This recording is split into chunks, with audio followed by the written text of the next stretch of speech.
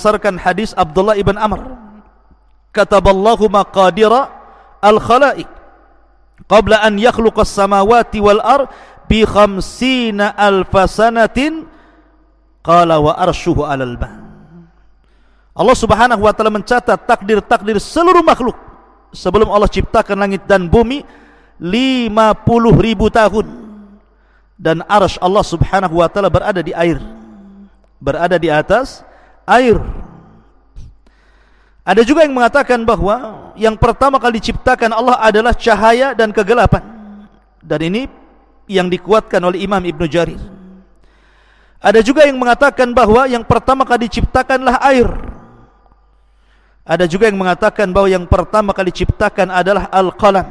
Tetapi pendapat mayoritas para ulama, sebagaimana dinyatakan Syekhul Islam Ibnu Taimiyah rahimahullahu taala, dan yang dikuatkan oleh Al-Imam Ibnu Hajar Al-Asqalani rahimahullahu ta'ala, bahwa yang pertama kali diciptakan Allah adalah arsy sebelum yang lainnya. Artinya arsy adalah ciptaan Allah yang pertama dan yang terbesar, dan arsy seolah-olah menjadi kubah seluruh makhluk yang diciptakan Allah setelahnya. Ma'asyiral muslimin yang dimuliakan Allah Subhanahu wa ta'ala, arsy sebesar ini rupanya bisa bergoncang. Arsy sebesar ini rupanya bisa bergegar dan bergoncang. Kapan itu? Ketika kematian seorang sahabat Nabi sallallahu alaihi wasallam, Sa'd bin Mu'adz. Abi Sa'id Al-Khudri radhiyallahu anhu mengatakan, ihtazzal arsy li mauti Sa'd bin Mu'adz. Sesungguhnya arsy Allah Subhanahu wa taala bisa bergoncang, bisa bergegar, bisa bergoyang karena kematian Sa'd bin Mu'adz. Bahkan wa futihat lahu abwabus sama, semua pintu-pintu langit terbuka saat kematiannya. Wa syahidahu 70,000 minal malaika, bahkan 1000 dari kalangan malaikat, 70,000 dari kalangan malaikat turun dan menyaksikan kematian Sa'd bin Mu'adz.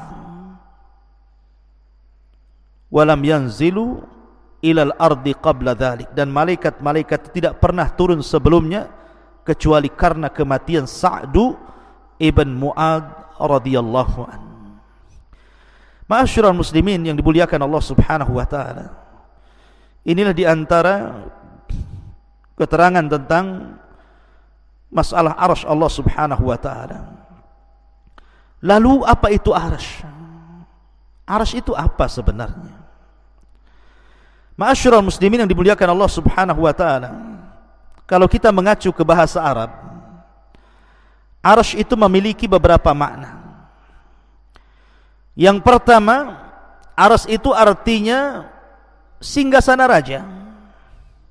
Arsy itu artinya adalah singgasana raja. Sarir, as-sarir lil malik, singgasana bagi seorang raja. Dan itu sebagaimana isyarat firman Allah Azza wa Jalla, walaha arsyun azim.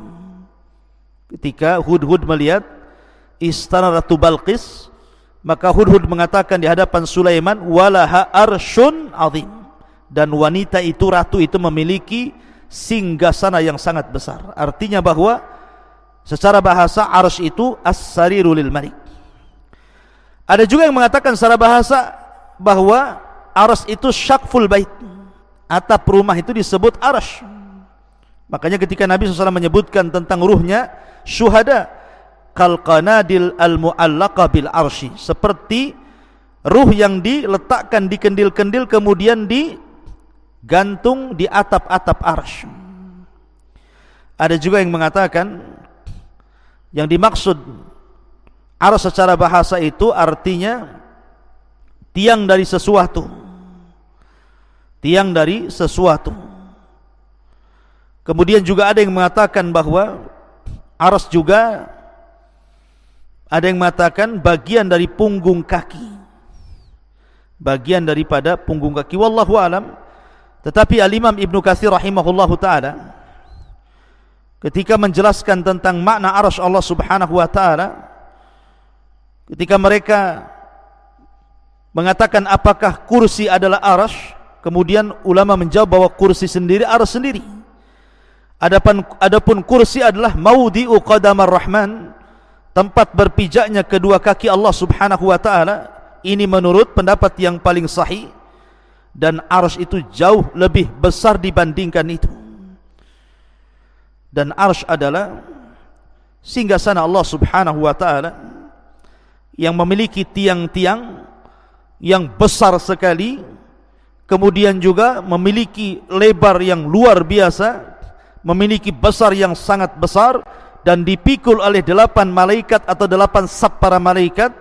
Dan arsy Allah Subhanahu wa taala makhluk yang pertama kali diciptakan Allah Subhanahu wa taala. Itu menurut Al-Imam Ibnu Katsir rahimahullahu taala dalam kitabnya Al-Bidayah.